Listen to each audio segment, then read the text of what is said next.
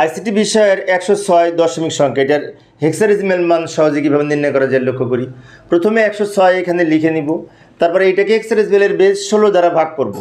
106কে 16 দ্বারা ভাগ করে ভাগফল কত হবে? আচ্ছা, আমরা এখানে ভাগ করে নিই। এই যে 106কে আমি 16 দ্বারা ভাগ করলাম, 6 16 96, এটা থেকে এটা বিয়োগ করে 10 থাকে।